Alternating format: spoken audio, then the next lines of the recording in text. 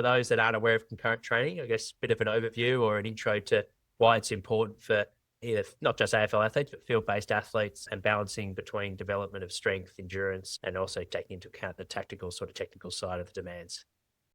So firstly, I think it's important to, define concurrent training, because I think it can be misconstrued sometimes. So, I mean, in essence, all it is the simultaneous completion of both, endurance and resistance training modalities as part of a periodized training program. So, if you're doing the same, the two modalities at the same time with the same program, you're concurrently trained. And nowadays, if you're big on Instagram, you can see that's hybrid, or you can call it whatever you want to call it. But in essence, that is what the literature refers to as concurrent training. So, given for AFL, the diverse physical demands, needed to be successful, it's pretty common for most team sport athletes, and in particular AFL, to complete concurrent training, and in particular same-day concurrent training. So doing those two divergent bouts on the same day.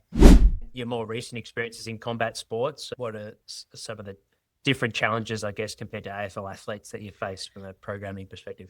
I mean, from a concurrent training standpoint, it's really interesting. Like, I suppose when you look at AFL and team sport athletes, like, they're locomotor based. And so obviously running is part of the skills, and obviously it's prioritized as a supplementary conditioning modality, where combat sports in particular, I suppose it's multiplanular, where, the basic sport orientation changes. So it can be, prone or supine or seated or standing. With combat, it's a little bit harder. So there are sessions that are teaching based or, drilling based in nature, but it's like, there's normally still a live component, or somewhat of a live drilling component to that session. And so pretty much like all those sessions are hard. If you compare the session RPE load, like an AFL in season might be 2,500 to 3,500 arbitrary units, where for combat it might be 3,500 to 5,400. So modulating that load and managing fatigue is a lot more difficult.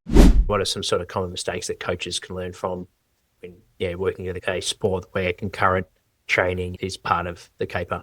One of the biggest things is not accounting for the load experience in that preceding session. Again, like with some of our research, understanding that, global high-speed running and those sprint distances are going to have a significant impact on the acute same-day resistance training performance, and not accounting for that, and then expecting, a high-effort session in the gym, like 1 or 2 hours following. So, I mean, that's a big one. Sometimes we have coaches coming to the gym and they'd be like, gee, they're a little bit flat. And it's like, we're on the Gold Coast, it's 35 degrees, and they've just done an empty out day, which is, a match load day. So they've done 14 kilometers of total distance, and up to 4 to 5 kilometers of high speed running. And so just making them aware that like there is a cost to that session. So whether it's, decrease in MBC, or it's the substrate depletion, or it's just the perception of fatigue, whatever it may be, I think it's just understanding that the cost of the sessions that you prescribe, and then, accounting for that in your global periodization structure. Is there anything I could do the day before to help me feel sharp on game day? Is priming something that you recommend, or what's your stance on prime sessions?